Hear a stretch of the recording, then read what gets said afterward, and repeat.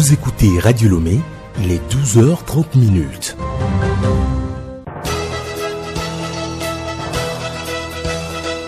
Le journal Yasmine Adoko.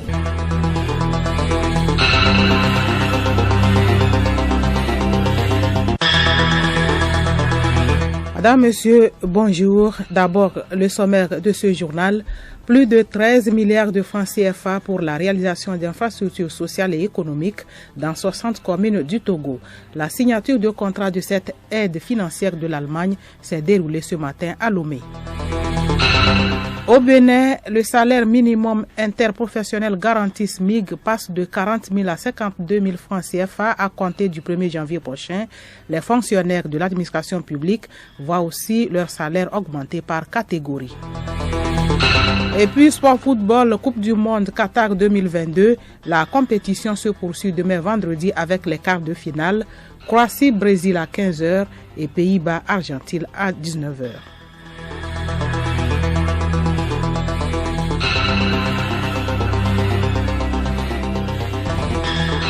radiolomé.tg. Parlons d'abord climat. Le réchauffement climatique est réel et il faut agir pour en limiter les effets. À l'occasion de la Journée mondiale du climat, aujourd'hui 8 décembre, plusieurs activités sont menées à travers le monde. Elles visent à faire prendre conscience aux populations de l'importance des changements climatiques qui impactent de plus en plus les populations. La Suède sera le pays hôte de la Journée mondiale de l'environnement 2022 avec pour thème une seule terre. Ce slogan met l'accent sur un mode de vie durable en harmonie avec la nature. Je le disais en titre, l'Allemagne appuie le Togo dans sa politique de développement des communes.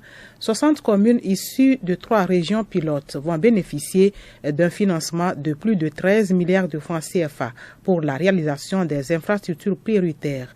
L'enveloppe vient de la Banque allemande de développement KfW. La signature de ce contrat d'aide s'est déroulée ce matin à Lomé. Léontine Atoguen. Ce contrat d'aide est le fruit du partenariat entre l'Allemagne et le Togo, ceci à travers le programme d'appui au financement des communes PAFC. Les 60 communes bénéficiaires sont issues des régions des plateaux, de la centrale et de Kara. Les projets prioritaires pris en compte par cette enveloppe avec Sonia Wasserman, directrice bureau de KfW à Lomé. L'objectif est que ça va correspondre aux besoins prioritaires des communes. Ça veut dire que ça va inclure des centres de santé, des écoles, des infrastructures marchandes, aussi peu des infrastructures dans le secteur d'eau, etc. Donc ce sont des infrastructures de base pour vraiment avoir un impact positif pour les populations dans les communes. Le gouvernement allemand soutient depuis longtemps le processus de la décentralisation au Togo. Les élections locales de 2019 ont donné une impulsion à cette coopération avec la mise sur pied du Fonds d'appui aux collectivités territoriales FACT.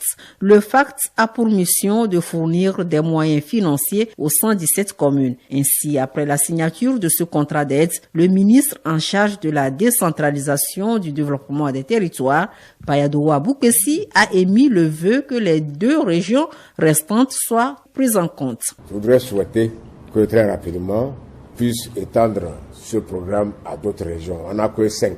3, il reste que 2 régions. Je pense que l'effort est à votre portée. Je compte sur vous pour que vous puissiez étendre cela dans les meilleurs délais. Ainsi, toutes les populations togolaises bénéficieront de cet appui extrêmement important. Quant à nous, au ministère de l'administration territoriale, nous voudrions vous confirmer que nous prenons l'engagement de tout mettre en œuvre pour que un accompagnement efficace puisse être fait dans le cadre de l'exécution de ce programme. La concrétisation de ces projets dépend de plusieurs étapes, dont la préparation d'un dossier de financement par les communes bénéficiaires.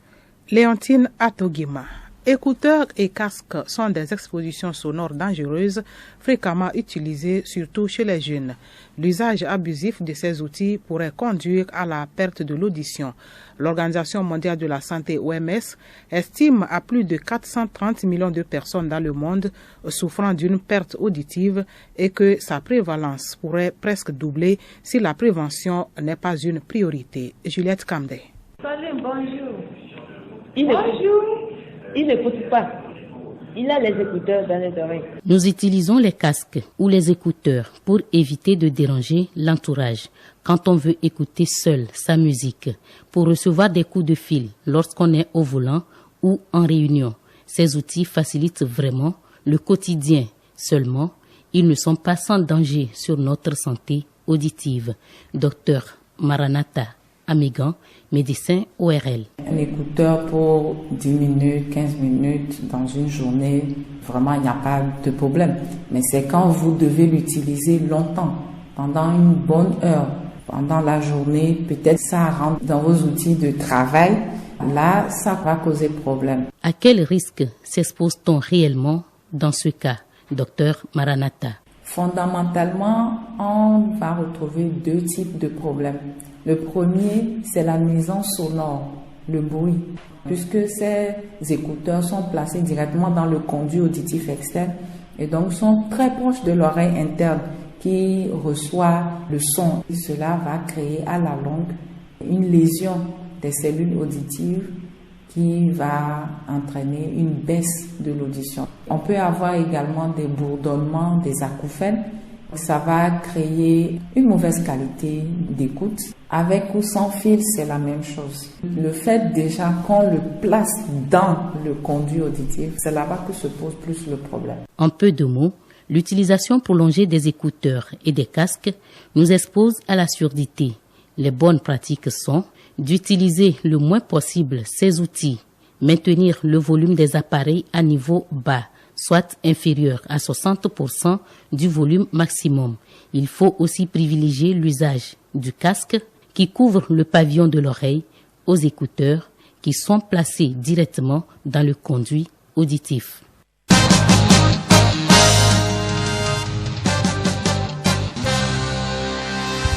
Dans moins de 2 semaines, les fêtes de fin d'année, très souvent en cette période, les boutiques sont décorées et ont l'air plus attrayantes. Qu'en est-il pour cette année? Notre équipe de reportage s'est promenée pour faire le constat. Paco Johnson. Joyeux Noël, bonne année 2023, c'est ce qui est visible sur les vitres de certaines boutiques en ville. Que ce soit les prêt-à-porter, les supermarchés ou encore dans les pharmacies, on voit le dessin du Père Noël avec son bonnet rouge et des sapins.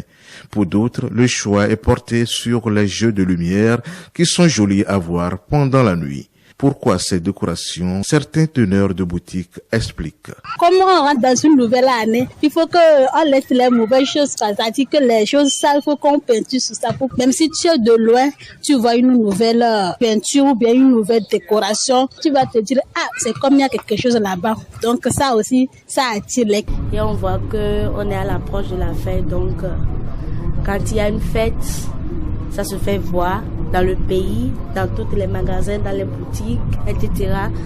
Donc c'est ce qui nous a poussé, nous aussi, à tout faire comme ça. Donc cette décoration, c'est pour donner l'impression qu'il y a une fête qui s'approche à grands pas. Eh bien, les fêtes arrivent à grands pas. Si certaines boutiques font peau neuve, d'autres par contre sont restées intactes.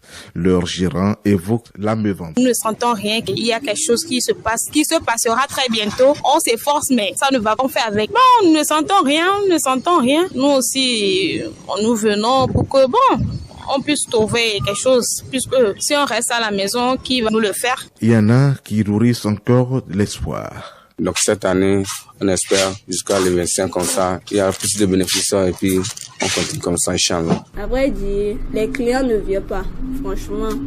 Mais nous aussi, quand même, on ne va pas croiser les bras, quoi. On va y arriver. Chaque jour, on sera dans l'ambiance, même si ça ne va pas. Restons dans l'ambiance, comme quoi, quelle que soit la tête du mouton, la fête aura bien lieu.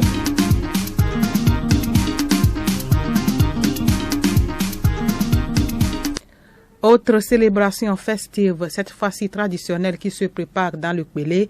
Les populations de la préfecture se retrouvent samedi prochain pour leur fête traditionnelle Évemozan ou fête du riz. Cette célébration marque le nouvel an chez les peuples évés de Kpélé.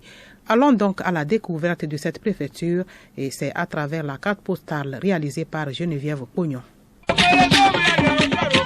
Située dans la région des Plateaux, la préfecture de Kpélé couvre une superficie de près de 1000 km² avec une population de plus de 75 000 habitants selon le recensement de 2010. La préfecture de Kpélé compte 2 communes, à savoir Kpélé 1 et Kpélé 2. 9 cantons composent cette jeune préfecture: Kpélé Akata, Kpélé Adeta, Kpélé Toutou, Kpélé Govier, Kpélé Goudévé, Kpélé Tavier, Kpélé Kamé, Kpélé Agbangon et Kpélé Lé. Les populations de Kpélé sont essentiellement agricoles. On y cultive les cultures de rente comme le café, le cacao, le coton, le palmier à huile et l'anacarde, et les cultures vivrières comme le riz, le maïs, l'igname, le manioc, le niébé, le haricot et le sorgho. Les peuples Kpélé font également le commerce et l'élevage comme activité économique. Sur le plan culturel et touristique, les mœurs et les coutumes de Kpélé sont une véritable mine de valeurs culturelles authentiques. En termes de variété et la beauté des danses, l'on y recense des rythmes musicaux comme Topani ou tam-tam parlant ou encore tam-tam messager, Adéhou, Atrikui, Akbessé, qui constituent un creuset culturel dans lequel rassemblent tous les natifs de Kpélé. Comme site touristique, on peut citer Tututo, montagne de Toutou, cascade de Balédjé, la grotte de Konda. Chaque année est observée la fête traditionnelle Ebemozan, prouvant ainsi l'attachement des populations Kpélé à la culture du riz. D'ailleurs, c'est le canton de Kpélé Centre, dont le chef-lieu est Goudévé, qui accueille la 14e édition de cette fête.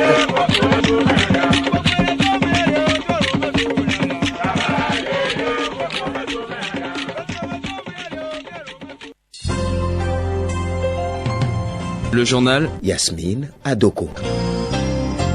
À l'étranger, au Bénin, le salaire minimum interprofessionnel garanti SMIG est relevé de 30%. Ainsi en a décidé hier le gouvernement en Conseil des ministres, qui revalorise aussi les salaires des fonctionnaires de l'administration publique par catégorie. Il faut dire que le SMIG, salaire minimum interprofessionnel garanti, passe donc de 40 000 à 52 000 francs CFA à compter du 1er janvier 2023, soit 30% d'augmentation. Il n'avait pas bougé depuis 9 ans. Tout le monde est concerné. Le gouvernement a relevé le point d'indice et procédé à des échelles d'augmentation par métier. Les petits salaires ont obtenu les hausses les plus conséquentes. Ainsi, un chauffeur de l'administration bénéficiera en début de carrière d'une hausse de 66%, la sage-femme d'une révalorisation de 51 à 29% de son revenu actuel, le médecin entre 11 et 10%, l'instituteur entre 34 et 12%, les policiers, les militaires, les enseignants, les retraités en profitent aussi. Une augmentation qui intervient après des négociations entre syndicats, patronat et gouvernement. Plusieurs pays occidentaux appellent à la transparence du processus électoral à venir en République démocratique du Congo.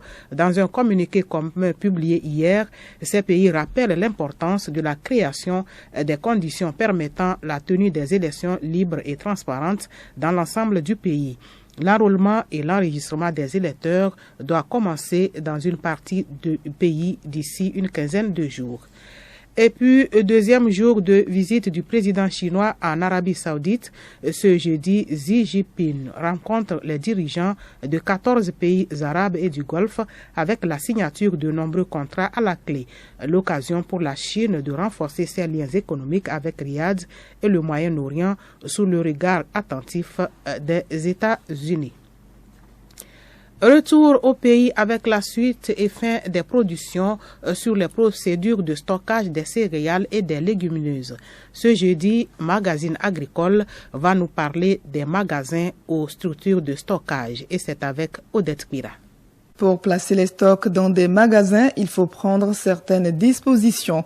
Il faut notamment un entretien permanent du grenier ou du magasin et un contrôle régulier des produits stockés.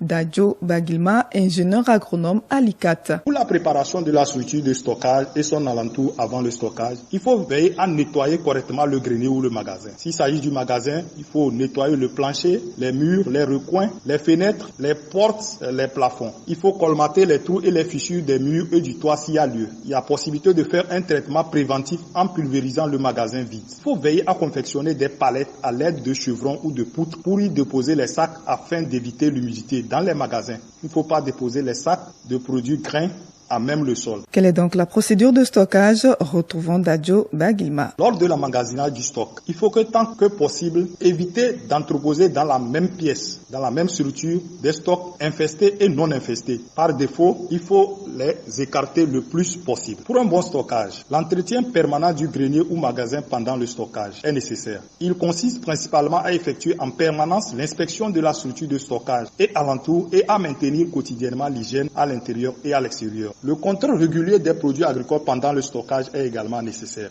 Les céréales, pendant qu'elles sont stockées, doivent être régulièrement contrôlées pour vérifier qu'il n'y a pas d'attaque de rongeurs, d'insectes ou d'humidité, au moins une fois par semaine. Et s'il y a attaque, elle doit être traitée. À jeudi prochain. Sport football, le championnat national D2 boucle sa 4e journée ce jeudi à 15h. Agaza reçoit Ifodia au stade de Bossimé. En avancée hier mercredi, le leader Maranatha a perdu à domicile 0 but contre 1 pour Doumbé de Mango. Le dauphin Arabia de Tabligo a subi le même sort face à la JCA. Le leader et son dauphin ont donc été battus lors de cette 4e journée.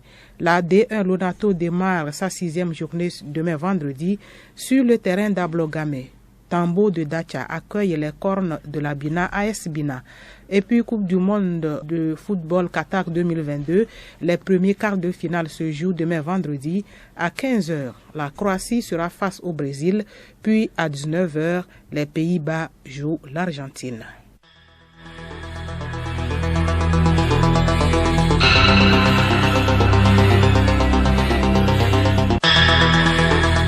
C'est la fin de ce journal dont voici le rappel des titres. Plus de 13 milliards de francs CFA pour la réalisation d'infrastructures sociales et économiques dans 60 communes du Togo. La signature du contrat de cette aide financière de l'Allemagne s'est déroulée ce matin à Lomé. Et puis au Bénin, le salaire minimum interprofessionnel garanti SMIG passe de 40 000 à 52 000 francs CFA à compter du 1er janvier 2023. Merci d'avoir suivi le journal.